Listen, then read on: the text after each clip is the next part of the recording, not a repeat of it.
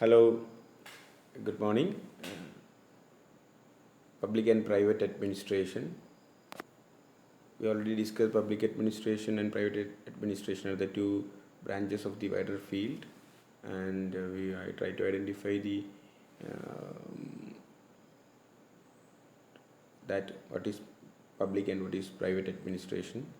It all depends upon the who manage the affairs, whether it is a private firm or an individual, or it is a collective body called state or any of its agencies. If it is done by a private agency, private firm, we call it as private administration.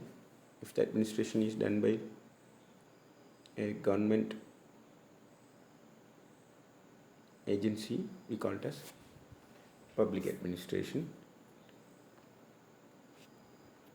Among the similarities, we already discussed there are same techniques they are used, both of them use the same techniques.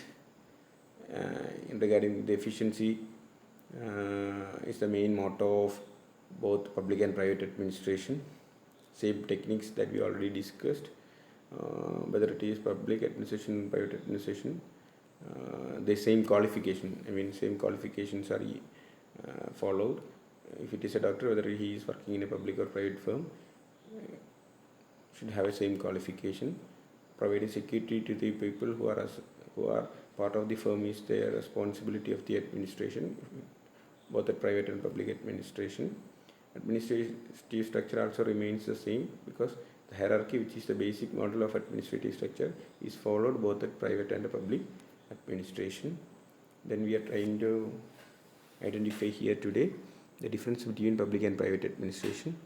The first difference is the field of activity. Field of activity is very essential matter because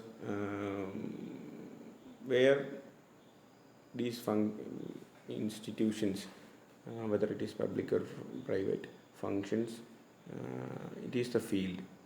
What I mean is there are certain areas which are come under the monopoly of these public firms, and there are certain areas which are open for competition, that is both private and public firms work simultaneously, and this makes the difference between the public and private administration.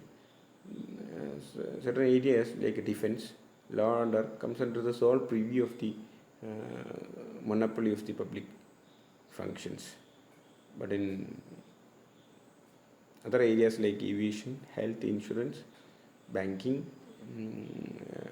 and similar other service providing sectors are open for the private agencies also.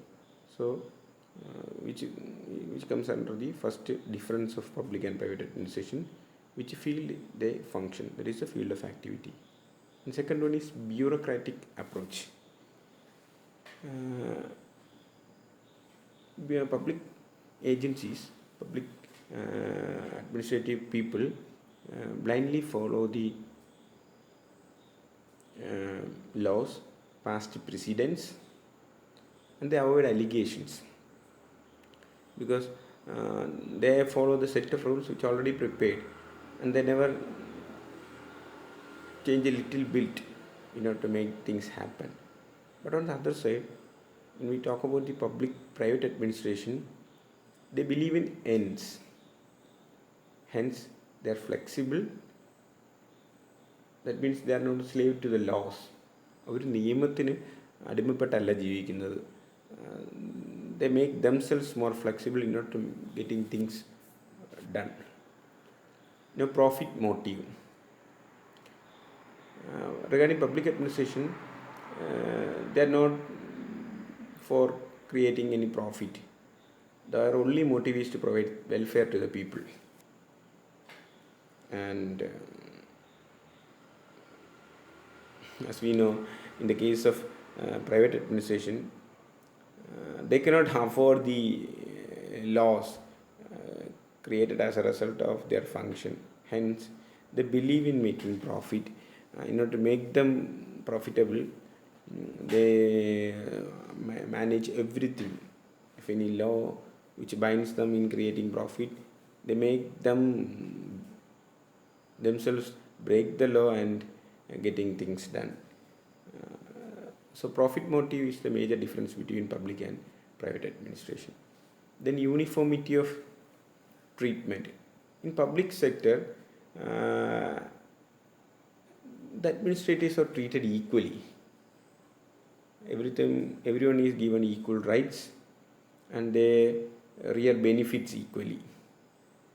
But this is not the case in private sector, where the merits is determined by their performance. Hence, special favors will be given to those who perform excellently. And another point is direct interest. Public servants who has no direct interest involving the item of the work dealt with. On the other hand, the private administration try to make every effort to foster the relation between the masses. As we know, when we go to a public office, the people working there, whether at the top to the bottom level, they never make you happy at the first instance when we met them. But we experienced this in government offices, public sector banks, public institutions, etc. When we go there, hardly very few people entertain you. They may be busy with their own activities. But in the case of private administration, if it is a private firm, they keep you happy. They foster the best relation between them and their customers. Red tapeism and corruption is another point. Red tapeism, ചുവപ്പ് നാടാന്നാണ് എൻ്റെ Malayalam. Red tapeism is a greatest harm to our bureaucratic process. Most of our files get stuck up somewhere in a clerical table only because of this red tapeism, because they follow each and every procedure in order to get things done. And while following each and every procedure, finding for new laws in order to make these things happen, it takes too much time. And this lag is otherwise known as red tapeism. This type of slow process, red tapeism, is not seen in any of the private sector firms. Another one is, and corruption is also there. It is widely said that public offices are more corrupt than private firms, because regular checkings are there in private firms. Hardly such checkings happen in public firms. Another point is monopolistic character. Public administration is supposed to work in situations which are monopoly to government. What happened was that they are getting little chance of experience, and this lack of experience makes things worse. But in the case of private administration, their area of activity is quite common, and hence continuous mobility of administrators are happened here. People are getting much experience being part of one or other form of the sector. This practice makes the private firms more perfect than the public firms. Thank you.